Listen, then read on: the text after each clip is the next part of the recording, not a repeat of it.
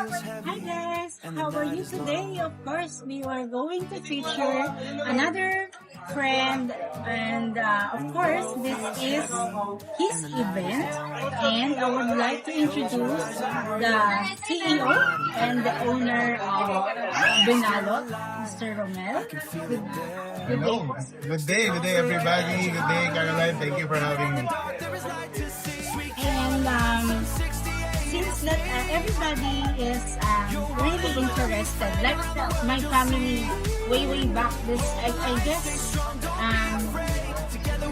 parang bata pa po ako, you have already binalot, and the food really tastes good, and talagang napakasarap. It seems like parang nasa province ka. Yes. Once that you order food, meron na po talaga yung, alam mo yung tomatoes are fresh, and then nakalbalo talaga siya sa dahon. So, I really love your concept, sir, and I really want you to share the experience kung ano yung pinagsimula. Okay.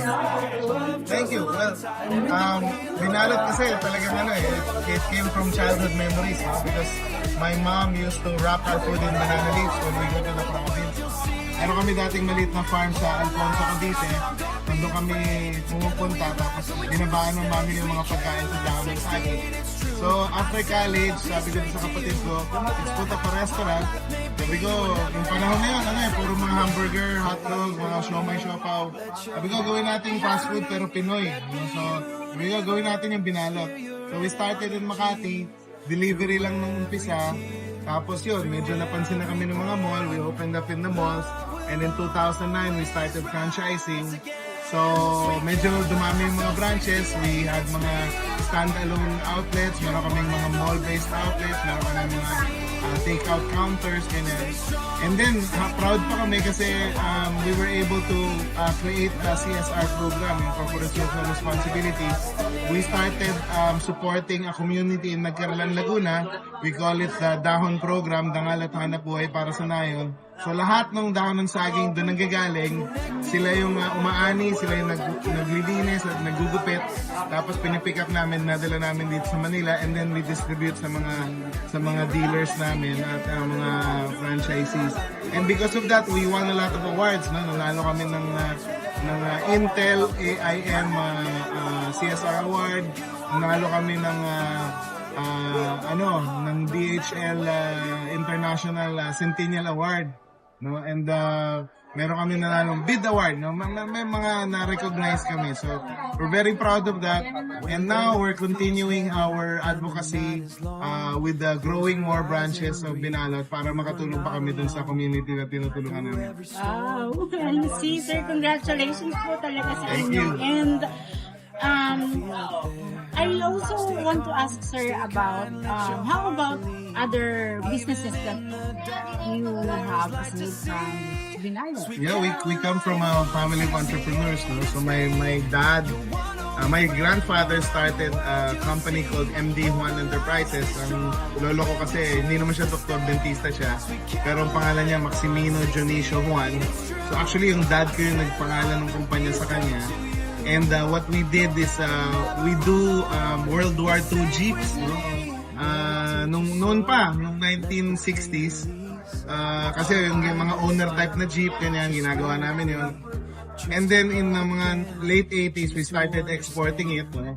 So, dati kasi yung uso yung mag-assemble ng jeep sa Pilipinas, local yung sinuservice namin. Kaya lang, yung pumasok na yung mga car companies na formal, na wala na yung mga assemble, nag-export na kami. So, mga customer namin, mga restorers ng mga restoration enthusiasts at mga collectors. So, lahat, pag gusto mo mag-restore ng lumang jeep, sigurado may MD1 part ka na in order from the Philippines. And then, yung isa naming family business is yung Centro Manufacturing. Kami rin yung gumagawa ng mga truck bodies for Mitsubishi, Isuzu, Suzuki, Hyundai, Photon, and even Toyota now. So, gumagawa kami ng mga rear bodies. So, yun yung medyo main namin yan. And the women in our family naman are into education. So, my mom started Sacred Heart School of Malabon.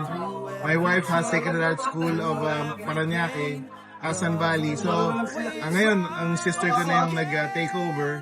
We're also in the coffee business. My sister owns a Commune Coffee. So, yun, lahat kami medyo nagnegosyo. Oh, ang dami pa naman coffee lover, sir. Yes. Ako, myself, I'm coffee lover. Okay. And then, actually, sir, regarding naman po sa Binalot, balikan lang po natin sa part 6. Like what we are saying a while ago with Randall, lahat po talaga ng mga dish ninyo is really, no? Talagang mararamdaman mo it's prepare with love and talaga passion. Masarap po talaga siya. And I was also amazed, sir, that you also offer yung parang para sa mga nagmumukbang, like that. Paano po nila yun, sir? How do you pack them? And let's say, meron po nag-order, Yes. buy.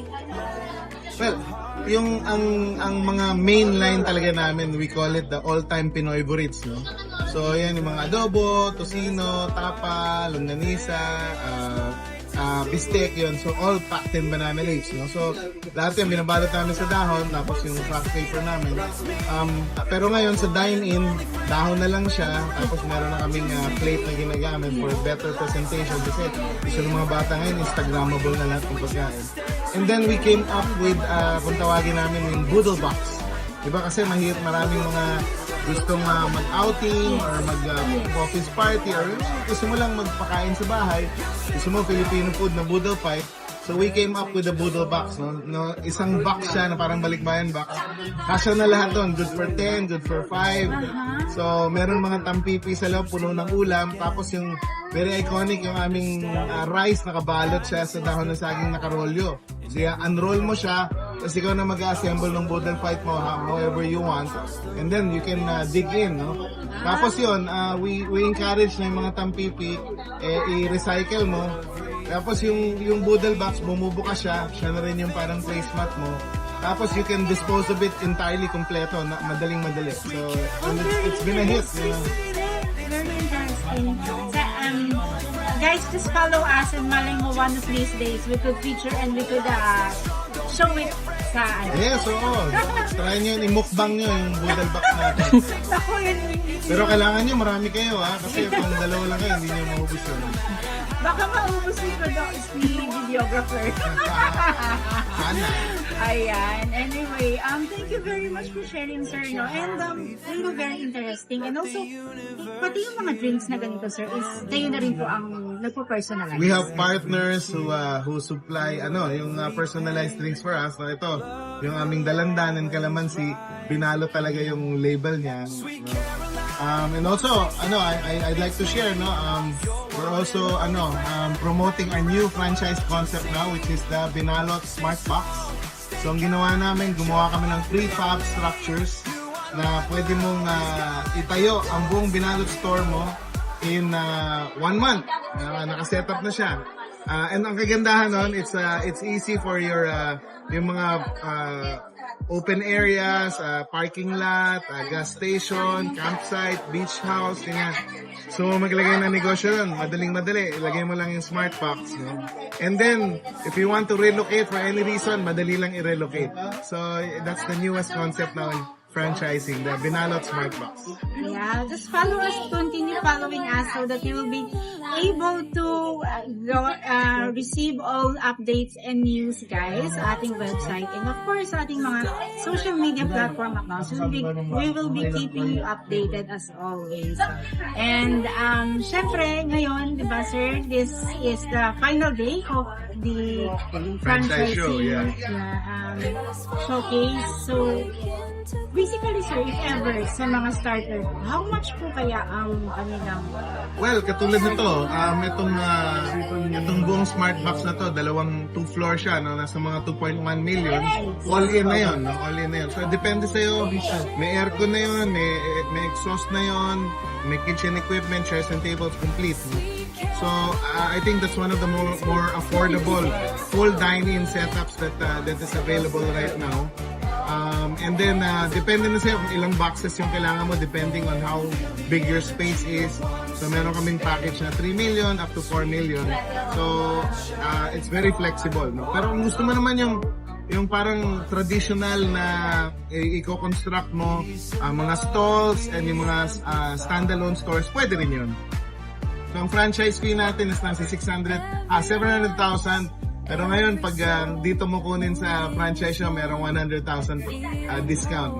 So just check out our website and our Facebook page and our Instagram. You can contact us. And we will be also make sure that lahat po ng mga social media ni Sir Romel is always posted din po sa ating mga links below. Ayan. And thank you very much. And how about, sir, for some of your upcoming events or invitations that you would like to share? I'll let you know. Right now, we're focused here on the franchise show. 3 days tong franchise show na to. Very busy. But you know, all our staff, our team is very energetic pa rin. Kaya proud na proud ako. Dami namin nakausap. Maraming interesado. Yeah. And hindi lang yun, nagsiserve pa kami ng pagkain dito. We're one of the few booths na talaga nagsiserve ng pagkain. Kaya palaging puno yung booth namin. So, in the coming activities, I'll let you know, Caroline and Randy. Thank you very much again, sir, for the time, and thank you so much, sir, for your also looking forward for always having us, Dragon Light Wellness Solutions with you, sir. Thank you. Thank you so much for the support. Thank you so much, and we'll be seeing you around, guys. Sweet Caroline.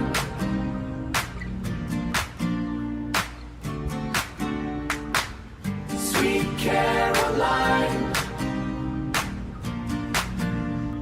1-6